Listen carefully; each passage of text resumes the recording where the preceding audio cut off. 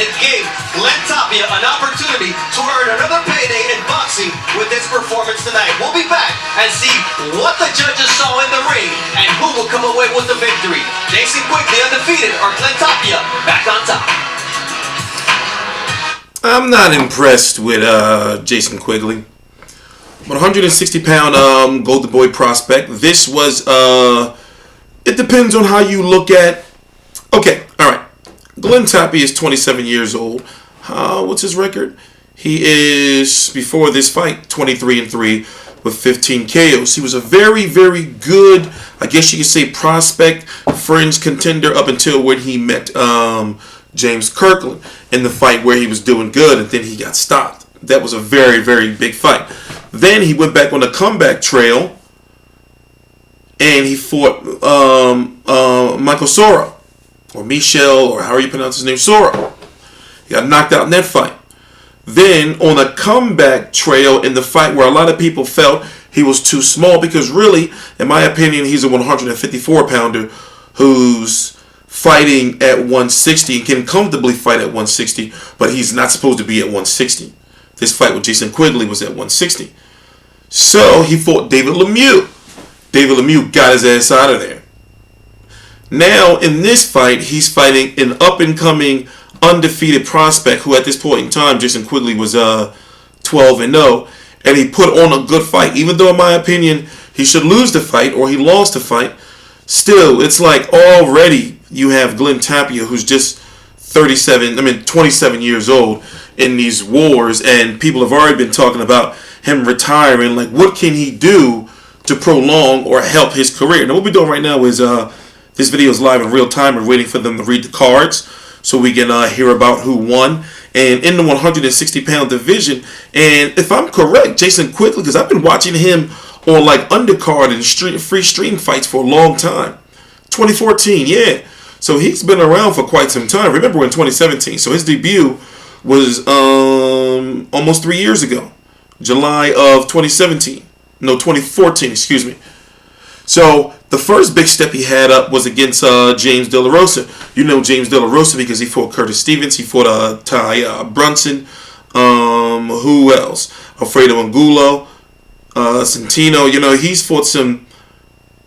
You know, he's been around. So basically, that was Jason Quigley's first step up. So this was a guy, Glen Tapia, who Jason Quigley's fighting, who fought a former world champion in David Lemieux in his last fight. Even though he got knocked out, it's like, okay, well, let's match Jason Quigley up against him. And truth be told, looking at the performance and looking at what we've seen in a couple of past performances, even though he's won his fights, he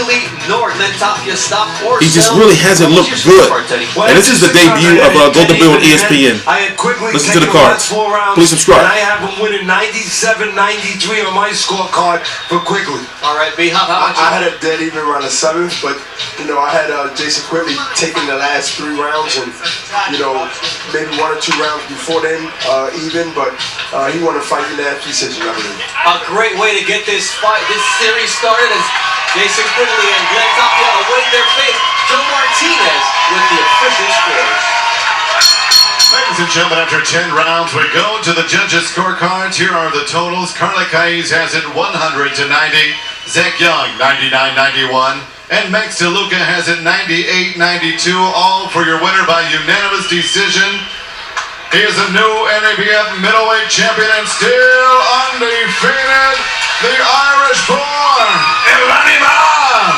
Jason Quigley! You know, maybe these judges should take a few punches and get in the ring and take a few punches and get hit a couple times. And maybe they would have more respect for the sport. And understand that Tapia was in a closer fight and deserved better scores than that. Yeah, definitely. This was not a shutout fight, but Golden Boy promised good competitive action. Quigley wins this fight and is undefeated, but Glen Tapia also gave it his all here on Golden Boy Boxing on ESPN. Until next time. Well, that's it. I mean, basically what it is Golden Boy Boxing has taken over for PBC on ESPN. So first it went from ESPN Friday Night Fights to PBC on ESPN. Now it's Golden Boy Boxing on ESPN. So pretty much it's the same thing. The only problem is I have with this is, see, before, you know, when it was just regular ESPN Friday Night Fights, it was open to like all promoters. Even though the budget was small, it was open to all promoters. So we see up and coming prospects from all different promoters. Then when it got to PBC, he said, okay, well, it's going to be Heyman fighters and whoever stables are cool with Heyman. Then now when it's Golden Boy, it's going to be all Golden Boy and whatever little regional promoters Golden Boy is cool with. And also, they've already said it's going to be the platform to build up young Golden Boy fighters. So it's just like, you know, even though it's good to have the boxing back, it's still, you know, it's politically contaminated. You see what I'm saying? It's politically contaminated. So I'm going to enjoy it. They're going to be having them. It's you know, they're very active. The schedule is actually on the website. You know, I'm going to make sure I do a good job in sharing it and make sure I find it and put the link in the bottom so you can see they got a lot of dates set up. And also with Golden Boy, people say they don't have any fighters. They have a lot of young and upcoming, you know, good Hispanic and Mexican prospects. And there's been a signing spree going on with all these different promoters, the big ones, as far as prospects, just building up their prospects. You know, did you notice you've been seeing all these Olympians being signed? It's not that it hasn't happened before. It just seems as though it's happening at a more frequency, a higher frequency than it did before, or on a more publicized scale, if that makes sense. I don't want to confuse myself. But yeah, you know, I'm happy that Golden Boy, you know, is doing well, because a lot of people say, well, all they have is Canelo. That may be true as far as marketability, but they have the foundation, they have the finances, you know, and now they have all these young prospects to build up, and they're going to get some stars out of some of them. You know, they got a lot of young and up and coming prospects. They're going to get, some of them is going to become a star. Also, Mauricio Herrera returned tonight. I'm glad he didn't retire. You know, he won. I was at the market, and I missed the fight. So I got to make sure I watch the fight, because, you know, he's back on a comeback trail. He's like 2 fights away from having a big fight. But, you know, it's all about if he still got it in here, you know? You know? So it's all about if he still got it in there. You know, plus you got to stay in shape. But anyway, I'm TstreeT Controversy. This is TstreeT Controversy Live. I cover every single Major Fight Live.